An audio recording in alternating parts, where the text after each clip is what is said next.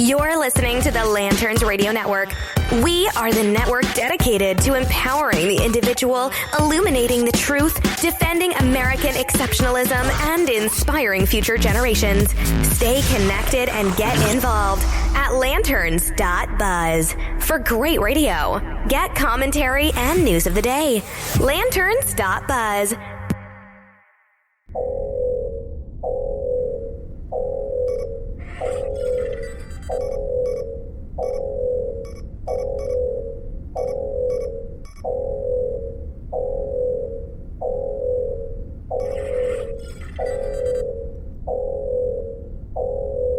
Lanterns authorization code accepted.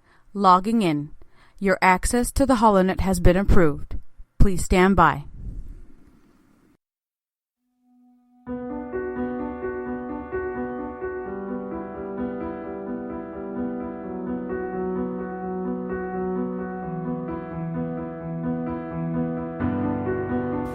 My fellow citizens, recent events have imposed upon the patriotic people of this country a responsibility and a duty greater than that of any since the Civil War.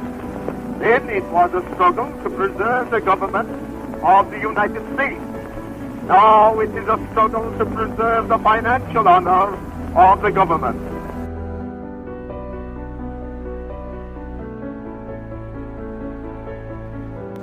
I am willing to admit that war has accomplished much in the progress of the world. I am willing to admit that there are certain crises in the forward march of Christian civilization that perhaps could not have been met in any other way than by the sword.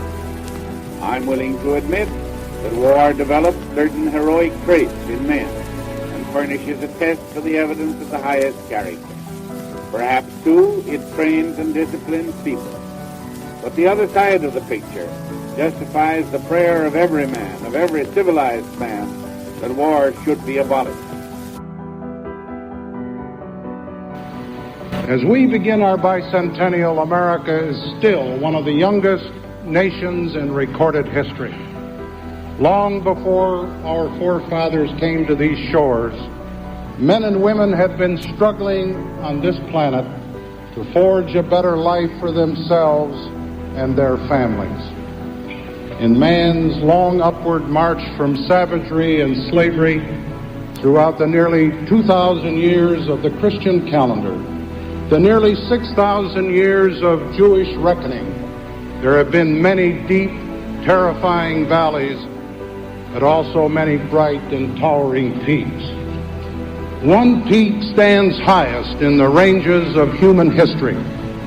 One example shines forth of a people uniting to produce abundance and to share the good life fairly and with freedom. One union stands out, the promise of justice and opportunity for every citizen. That union is the United States of America.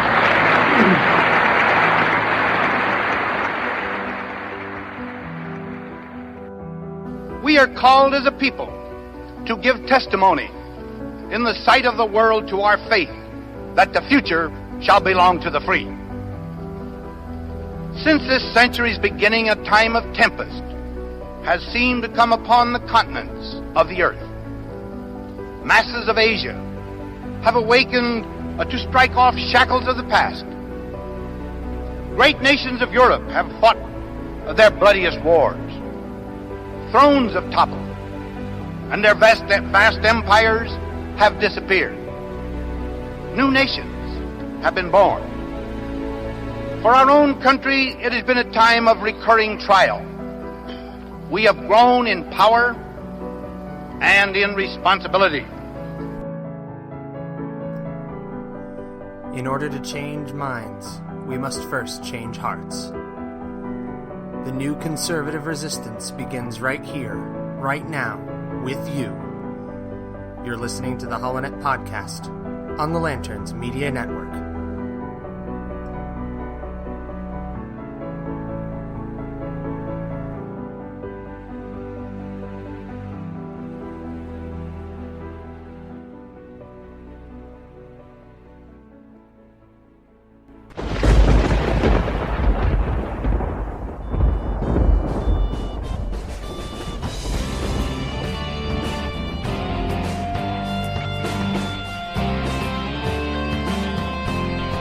You're listening to the HoloNet on Lanterns Media Network. The millennial conservative resistance begins here.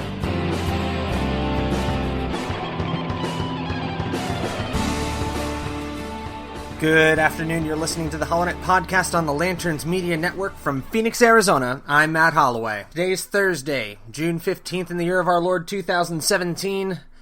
And wow, that brief peace, that precious moment of bipartisanship and national respite and prayerful grieving and worry over the shooting in Alexandria. That didn't last very long, did it? It's kind of the nature of the 24-hour news cycle, isn't it? Everybody took not even a whole day to stop, pray, and breathe. House Majority Whip Scalise is still, at this hour, as of 4:15 p.m. Pacific Standard Time, in critical condition, potentially requiring additional surgery. He's required multiple units of blood transfused, as the wound was described as a rifle round that penetrated his hip, crossing over his pelvis, and causing serious internal damage to his bones and internal organs as it passed through him. Here at Lanterns Media Network, our thoughts and prayers are with Majority Whip Scalise and his family, as well as his colleagues in the House, and with the families of those brave police officers, Capitol Police and Alexandria, Virginia Police, who were injured in the line of duty, and also with the congressional aide who was also injured in the defense of our representatives. As I said, it didn't last long. Now, if you've listened to this show for any length of time, you know that sometimes I pre-record the show on a Wednesday, and then I go ahead and make tweaks to it and edits and upload it on a Thursday. If you didn't figure that out by now, sorry for the surprise. I like to think that even doing it that way, I'm able to make things pretty timely. And I'm able to make things pretty up-to-date and pretty fresh for you, because the format of the HoloNet is really kind of a week in review. But it seemed that most of the week happened yesterday. Yesterday we had the Alexandria shooting, which was followed shortly thereafter by active shooting situations at a UPS distribution center in California, and also a military base in Solano County, California. Port Charlotte in South Carolina was put on high alert. And I called up my director, Dylan Lyles, host of the Defenders of American Exceptionalism. And I told him, Dylan, I can't record. I can't pre-prep a show today. And it was just about then that the news broke that President Donald Trump, according to the Washington Post, is evidently, in fact, under investigation by the special counsel. All that news came out in such a short period of time. I said to Dylan, I can't pre-record a show. So here we are on Thursday. Another news cycle smarter, with far more information to go on pertaining to the Alexandria shooting, pertaining to President Trump's situation, and the irrevocably bad response that the partisan talking heads and less responsible members of the political class have taken. Now, the first thing I want to direct you to is a post that I actually wrote, full disclosure here, that I wrote before the shooting in Alexandria took place. So they're not directly related, but it seems relevant. I posted this on the HoloNet and on lanterns.buzz on June 12th. So just 3 days ago. And it's entitled, Only a Nonviolent Patriot Movement Can Prevent Civil War. I say that on mainstream media sources and throughout social media, you'll see the same violent tale play out again and again.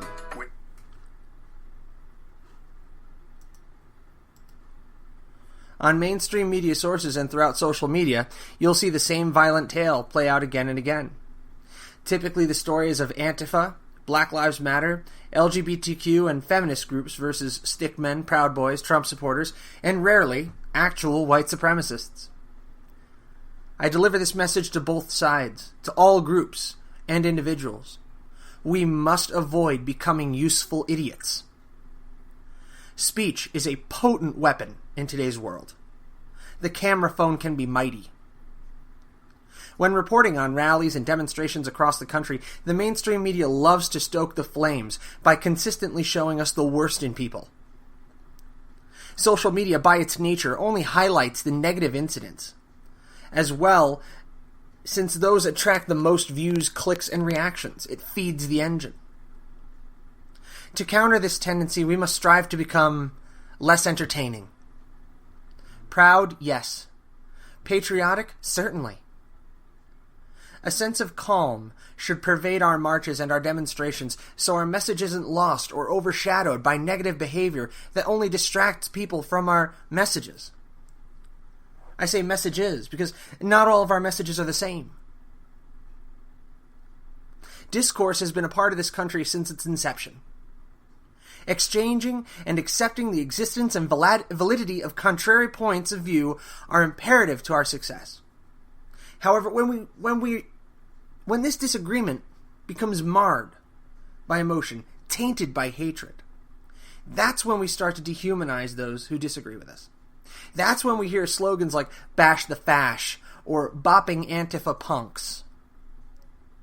It is so crucial that we take a step back and realize the ramifications of meeting violence with violence. Ironically, the history that many seek to erase is the best possible teacher here. And I refer back to my article earlier in the month, talking about the tearing down of memorials to the Confederacy and to the Civil War. On April 12th, in 1861, our federal government made the fateful decision to meet the artillery bombardment and subsequent capture of Fort Sumter in South Carolina with equivalent military force. Whether that decision was right or wrong is a historian's discussion for another day.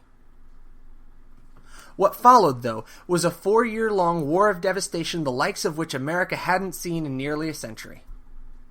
The death toll was staggering. Approximately 620,000 were killed by the war, nearly 2% of the total American population of 31.4 million people. In economic terms, the cost was also catastrophic, at approximately $191.5 trillion inflation adjusted from 1879 to 2016 dollars. These metrics, if applied to our current population and economy, which is a very conservative measure given the advances in military technology and conventional weapon damage and lethality, in other words, we've gotten a lot better at killing each other, would put casualties at approximately 6.5 million people and damages in excess of $843 trillion if a similar internal conflict were to happen in the United States of America today. Now, maybe you think this is all hyperbole, and that a second American Civil War is unlikely. Let's check the literature on this one from a broad spectrum of sources. Let's not leave anybody out. This isn't InfoWars. My name's not Alex Jones. It's Matt Holloway. So I'm going to give you a couple of facts here. I'm going to give you some real solid pieces of journalistic work here from some unexpected sources. According to ForeignPolicy.com's Keith Mines, the odds are about 60% of a new civil war breaking out. 60%. Even Crack.com, who's made their living in listicles, list articles that are fun to read, it's kind of like intellectual potato chips, you just can't stop. Crack.com seems to think the scenario is highly likely, adding 6 reasons why a new civil war is possible and terrifying to their acclaimed catalog of humorous and informative list articles, most of them with a substantially left slant.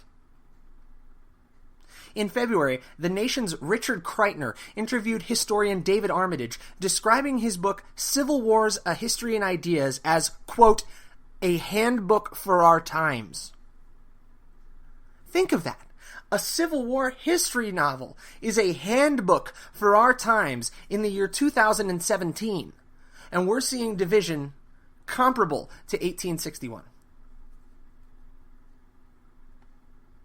The only way, the only path to hold back this Leviathan and prevent the impending disaster that is right over the horizon is to restore the concepts of loyal opposition, peaceful disagreement, and honorable debate based on facts, not feelings.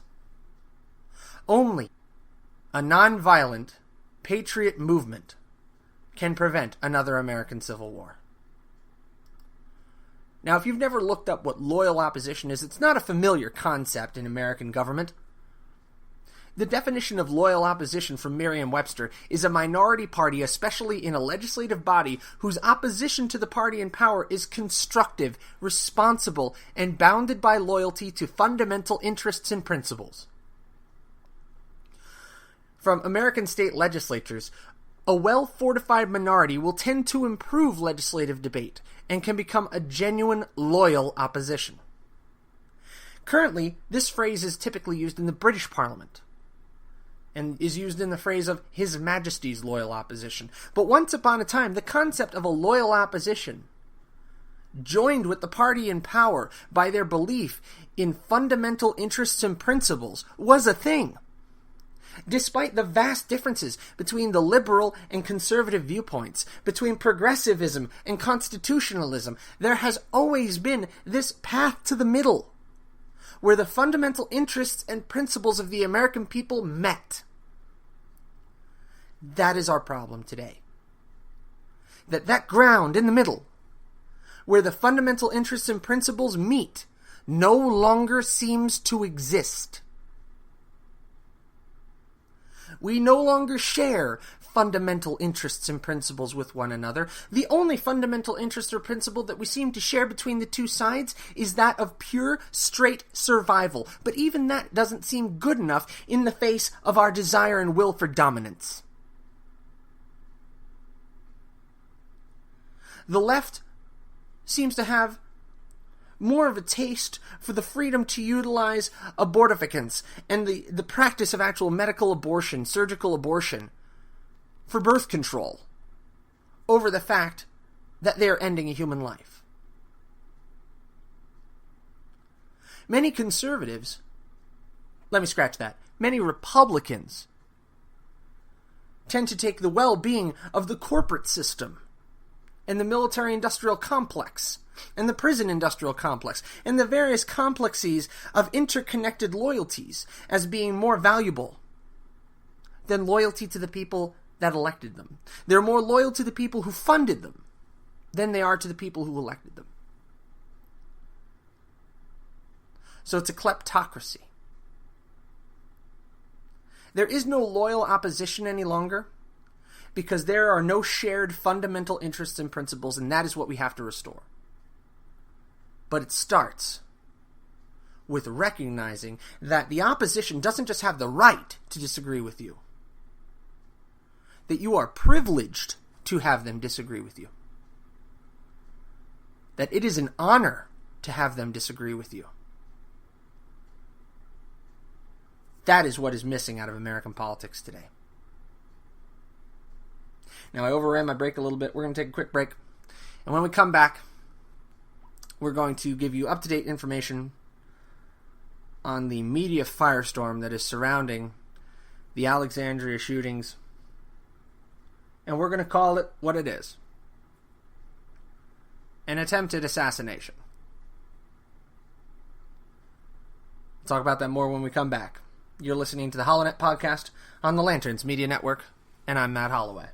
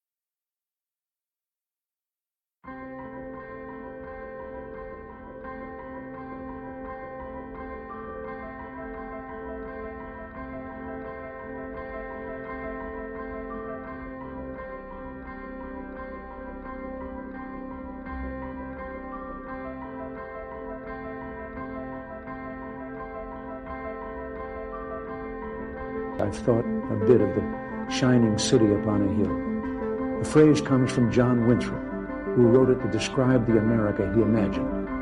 What he imagined was important because he was an early pilgrim, an early freedom man. He journeyed here on what today we'd call a little wooden boat, and like the other pilgrims, he was looking for a home that would be free. I've spoken of a shining city all my political life, but I don't know if I ever quite communicated what I saw when I said it. But in my mind, it was a tall, proud city built on rocks stronger than oceans, windswept, God-blessed, and teeming with people of all kinds living in harmony and peace. A city with free ports that hummed with commerce and creativity. And if there had to be city walls, the walls had doors, and the doors were open to anyone with the will and the heart together. That's how I saw it and see it still.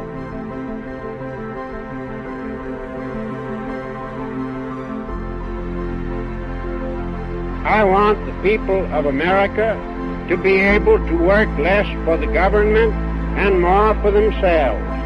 I want them to have the rewards of their own industry. This is the chief meaning of freedom. Until we can reestablish a condition under which the earnings of the people can be kept by the people, we are bound to suffer a very severe and distinct curtailment of our liberty.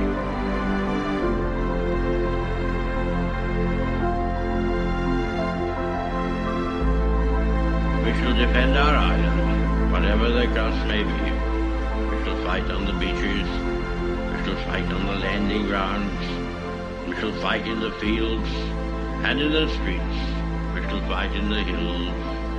We shall never surrender. And if, which I do not for a moment believe, this island or a large part of it was subjugated and starving, then our empire beyond the seas, armed and guarded by the British fleet, would carry on the struggle until, in God's good time, the new world, with all its power and might, steps forth to the rescue and the liberation of the old.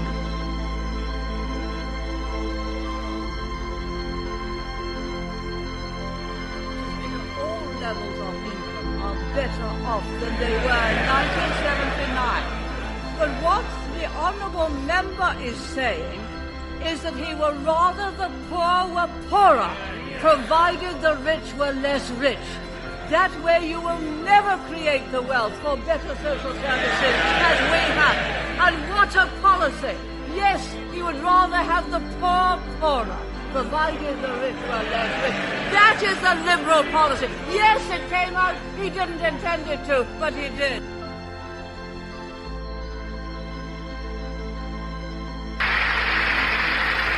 I would remind you that extremism in the defense of liberty is no vice.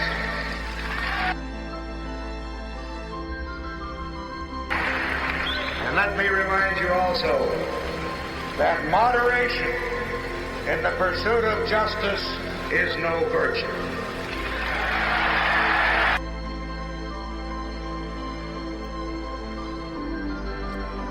The new conservative resistance begins right here, right now, with you. Here we hold the line against the night. You're listening to the HoloNet on Lanterns Media Network.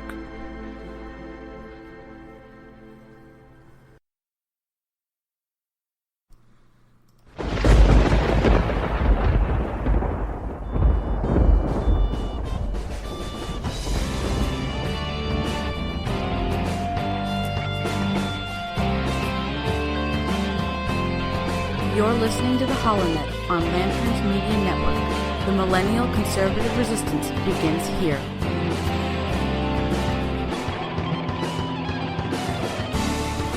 And we're back. You're listening to the HoloNet podcast on the Lanterns Media Network, and I'm Matt Holloway. that rant ran a little longer than normal. I just wanted to circle back to the topic at hand really quick. Just to let you know where to follow the show on social media. We're on Facebook at facebook.com/HoloNet. You can tweet at Matt D. Holloway or at the HoloNet. And, of course, check us out on lanterns.buzz or on theholonet.com. Real quick, this entire episode with the Alexandria shootings and with the rhetoric that's flying back and forth and each side blaming the other, the whole thing reminded me of a game that actually came out and was played by a prominent YouTuber named Mark Fishbach. Goes by the screen name Markiplier. He's awesome. I'm a huge fan of his. And Mark actually played this back in November of 2016.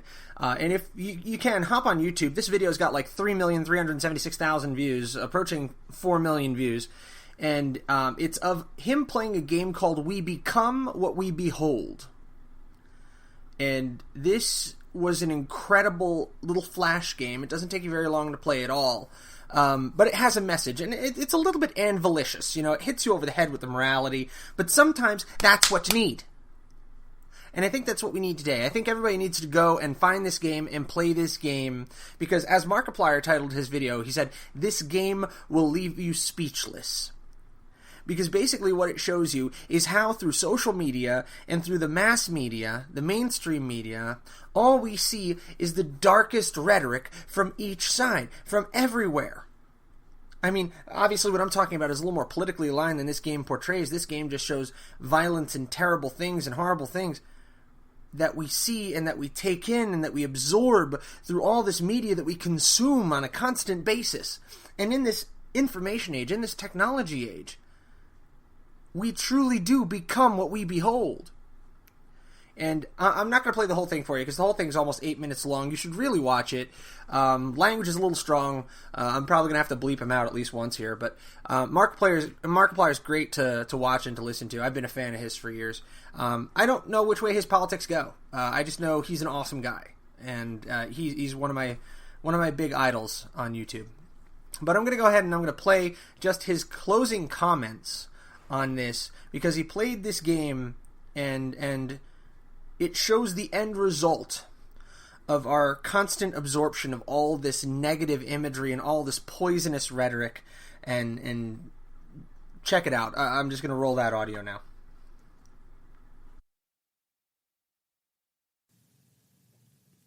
Oh my goodness.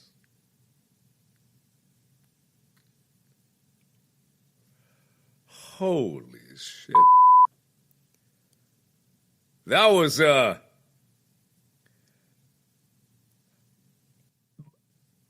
rendered me speechless. You all understand the message, correct? Oh, God, that's so sad. Oh, no! Oh, my God. It's so nice. Just lovely. Oh, man, that's the end. Oh, that's awesome. Share the pain! Oh, God! Share the pain! Oh, man. I get the message. It's just a constant cycle of negativity because it creates interest.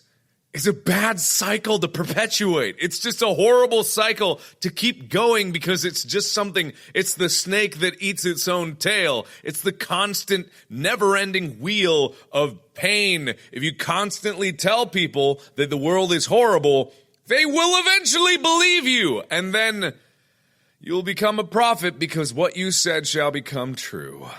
Oof. There's too many parallels to draw into society today.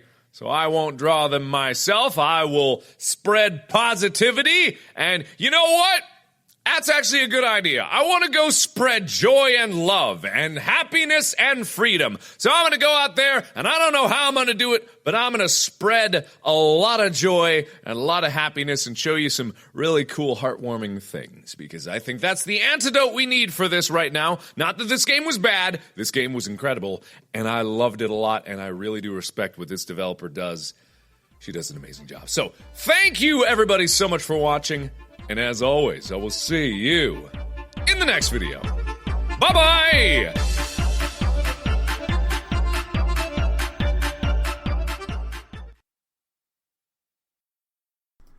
That was Markiplier on YouTube. We become what we behold. It really is a truth of our time, and a truth that we need to come to grips with. And we need to do so in a hurry. Take one more quick break here, really fast one. And when we come back, we're going to start diving into the really unexpectedly bad and unexpectedly fast reactions to the Alexandria shooting, as the blame has already begun to fly. We'll be back after this quick message.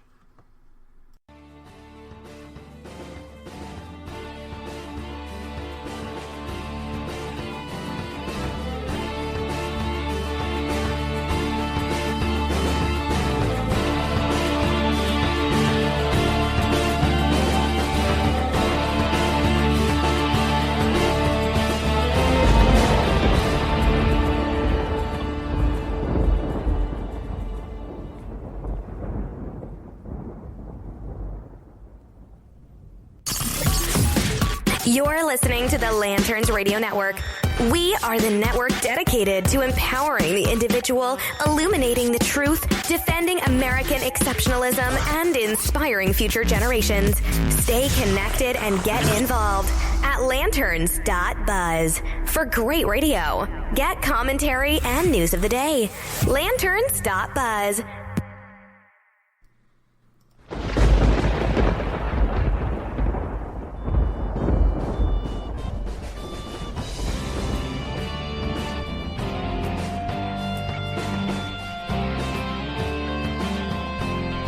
You're listening to the HoloNet on Lanterns Media Network. The millennial conservative resistance begins here.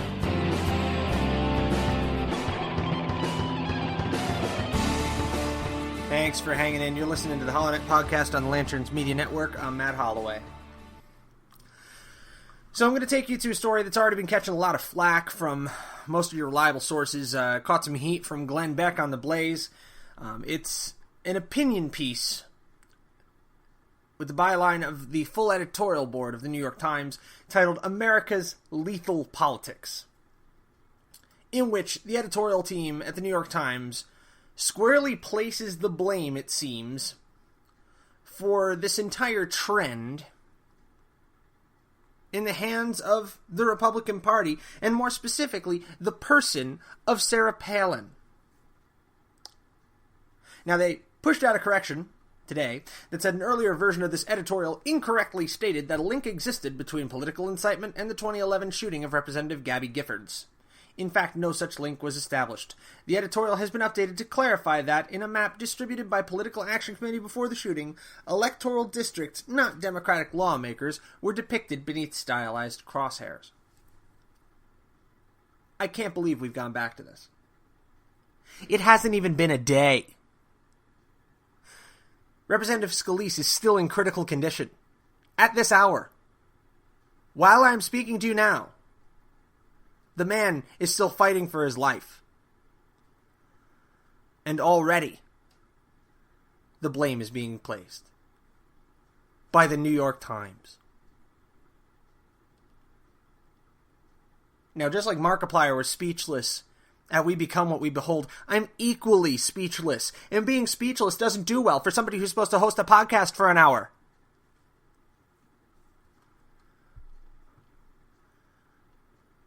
Now, this story was published the day of the attack, on the 14th.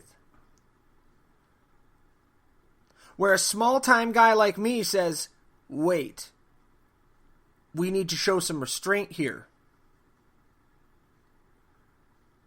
Where top dog here at Lanterns.buzz, Chris Pillier, very promptly hopped on his Facebook and put out the Facebook post saying, "Leave politics at the door as we respect the victims of the shooting in Virginia."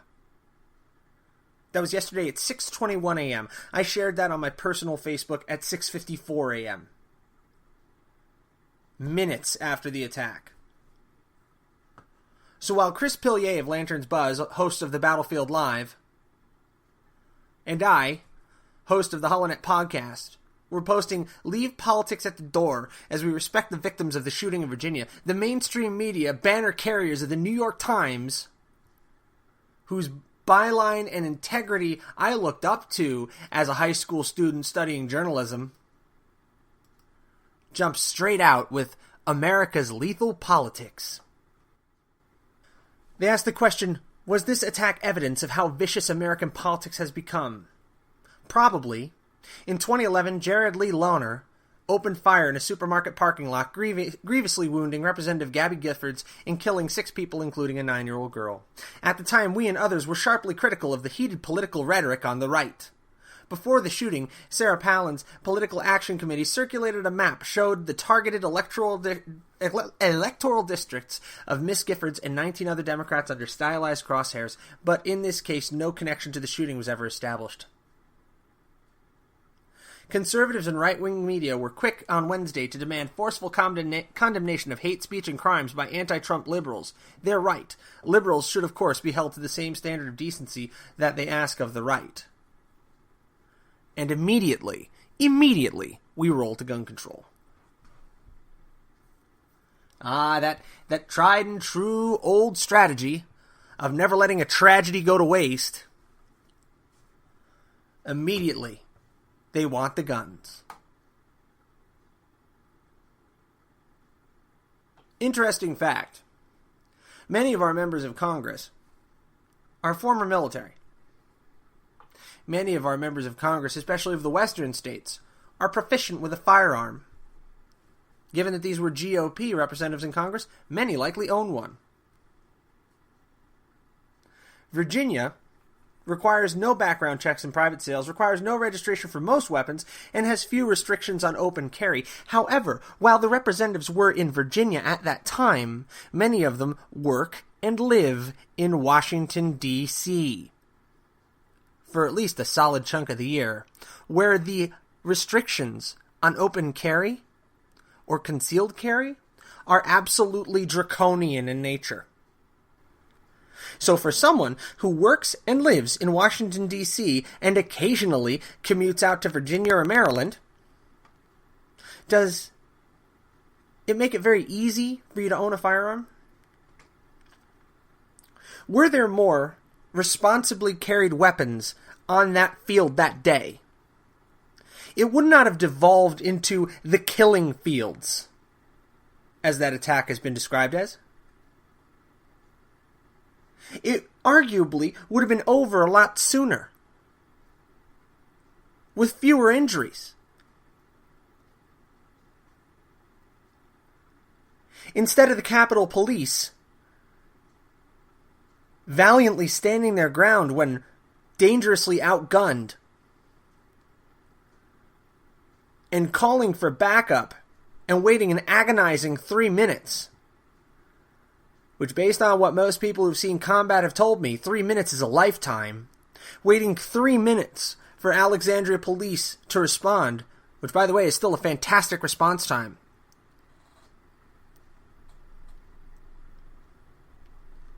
They could have had their own weapons on them. They could have held their ground and defended themselves. Instead of doing what the New York Times and many lawmakers on the left would have us do. Dial 911 and pray someone with a gun comes to save you. In so short a time, this has become yet another political football. And it's shameful. The fact that I have to stand here and defend the Second Amendment of the Constitution of the United States, which responsibly utilized, could have saved lives here. No one has yet passed away from this attack, but could have prevented injury, at the very least. I want to direct your attention to another article. It's in the Upshot of the New York Times by Emily Badger and Niraj Chokshi. How we became bitter political enemies. And it's basically a breakdown of the collapse of American unity.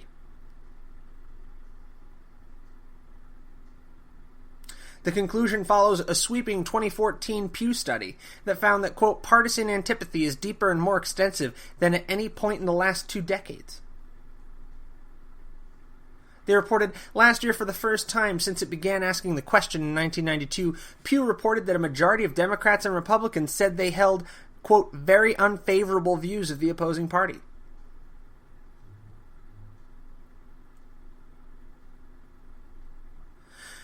Essentially, we've become a nation that entirely believes that another half of the nation is trying to kill us and destroy us. As I said earlier, the middle ground, the shared principles and interests have been lost. Yesterday, I sent a tweet to a good friend of mine I've mentioned before, Chris Merrill, who I'll probably catch the hour or 2 of his show after I'm done recording this. I sent him a tweet because Chris is a libertarian guy. He's not as conservative in the same ways as I am. He's not a liberal, to be sure, but he has some more liberal opinions. And I said to him, I listen and to a degree participate in your show as the antidote to my echo chamber. Everyone, especially media, needs this. I love that you listen to my show, and I want to thank you.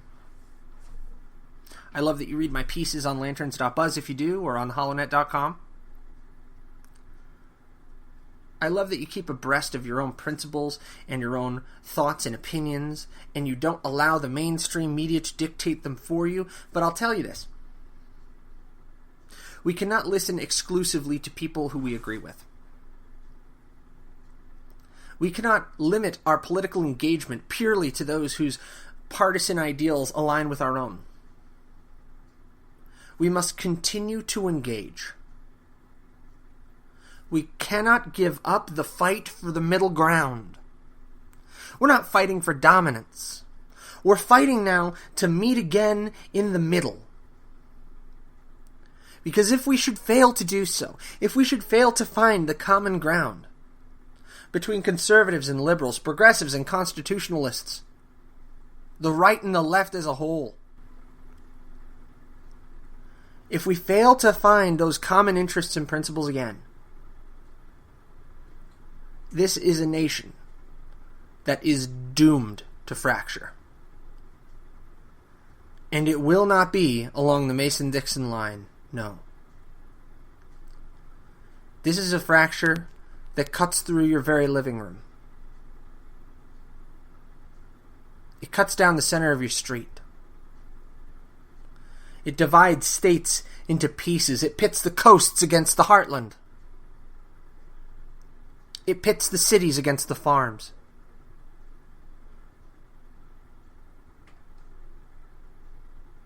This is not a conflict which can be won by anyone. It is only one that can be lost. This is the mutually assured destruction of the right and the left. We don't even need nukes to do it. If we divide, we will be destroyed. Because the second we divide, we cease to be the America that our founders saw. We cannot be a purely conservative nation, nor can we be a purely liberal nation. The trouble is, that's the only outcome that each side can seem to accept. We're going to take a brief break, and when we come back, we're going to wrap up, and I'm going to give you the latest update on the Washington Post's claim that President Trump is now under investigation by the Special Counsel for obstruction of justice. You're listening to the HoloNet Podcast on the Lanterns Media Network, and I'm Matt Holloway. Stick around.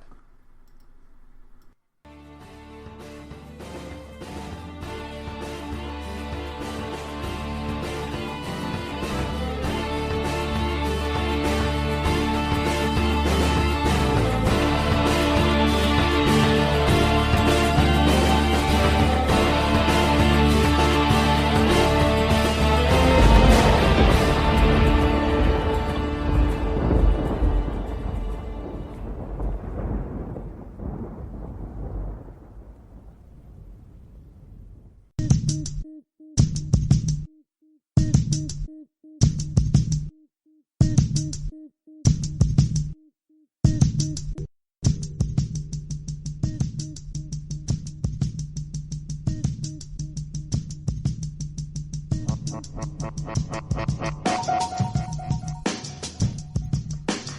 everybody, I want to thank you for listening to the HoloNet podcast on the Lanterns Media Network, and I want to introduce you to our brand new centralized location for all things HoloNet. Please check out www.theholonet.com. Again, that's theholonet.com. We've moved.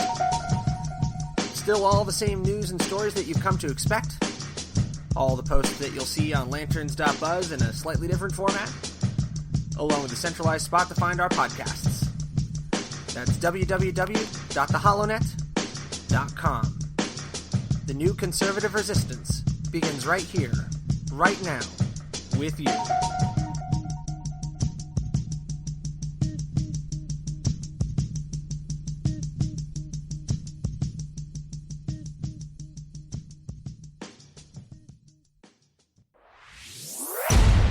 You are listening to the Lanterns Radio Network, where Americans come together to illuminate the truth. Turn it up loud and proud until the knob breaks off. Lanterns, illuminating the truth.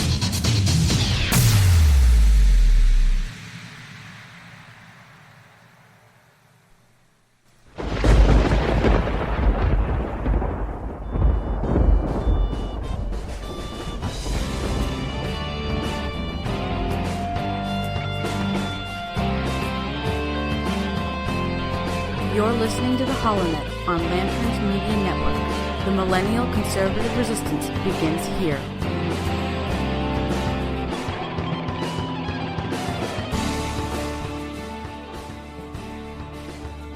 And we're back. You're listening to the HoloNet podcast on the Lanterns Media Network. In a report by the Washington Post, apparently the special counsel is investigating President Trump for possible obstruction of justice, officials say. Now, this is a piece with a byline as long as my arm by Devlin Barrett, Adam Entus, Ellen Nakashima, and Sari Horowitz. They tell us that Special Counsel Robert Mueller III is to investigate Trump's conduct. And it's a major turning point in the nearly year-old investigation now. Now, apparently President Trump had received private assurance from FBI Director James Comey in January saying that he was not personally under investigation. Now, officials apparently have said, according to the Washington Post, that that changed shortly after Director Comey's firing. So this is a bit of a bombshell that dropped yesterday. And it's so far been topping news sources around the world. So it leaves a lot of questions that are open. The President of the United States is now under investigation for obstruction of justice. So what we come back to here is yet another news item, I'm not willing quite to call it a story yet, from the Washington Post. These are the people that brought you Watergate. Not the exact same people, of course, but the same company. And the bullet, the big cannonball here, reads as follows. 5 people briefed on the interview requests, speaking on the condition of anonymity because they were not authorized to discuss the matter publicly, said that Daniel Coates, the current Director of National Intelligence, Mike Rogers, head of the National Security Agency, and Rogers' recently departed deputy, Richard Leggett, agreed to be interviewed by Mueller's investigators as early as this week. The investigation has been cloaked in secrecy, and it's unclear how many others have been questioned by the FBI. So I want to draw your attention to a couple things here, okay? Speaking on condition of anonymity, because they were not authorized to discuss the matter publicly, and the investigation has been cloaked in secrecy. Now, I understand the restraints that are in place with the special counsel to be nonpartisan, but this is an inherently partisan topic. There's no way to discuss the President of the United States without discussing partisanship. So the question has to be this. How much veracity is there to the story in the Post? Now, many out there will basically give me the whole concept of how dare you question the journalistic integrity of the Washington Post, to which I will generally laugh and nod and say the same way I question the veracity of the New York Times, Time Magazine, really any source out there, because an interrogative mind has to question every source. We have to question everything in today's world. In the world of fake news, where it has been demonstrably established that even the most well-respected news organizations in the world have engaged in this manipulation of the Vox Populi and the Fourth Estate, we have to question everything now. So yes, when I see 5 people briefed on the interview requests speaking on condition of anonymity, that pings my radar. It makes me immediately question. It makes me immediately skeptical. Now, my skepticism swings both ways here. I'm skeptical of the White House. I'm skeptical of the Washington Post. At this point, I'm skeptical of everyone. Unless you bring proof in hand, and then the truth will out. So what am I going to call this bombshell that the special counsel is investigating President Trump for possible obstruction of justice? I'm going to call it a dud. Tell me when it means something. If there are charges, let's talk about charges. If there's going to be a trial, let's have a trial. But the court of public opinion is a hopelessly hung jury, as we can no longer even agree on what the common principles and common interests are. Coming to you from Phoenix, Arizona, on the Lanterns Media Network, I'm Matt Holloway. I want to thank you for listening to the HoloNet Podcast. Good night. God bless you.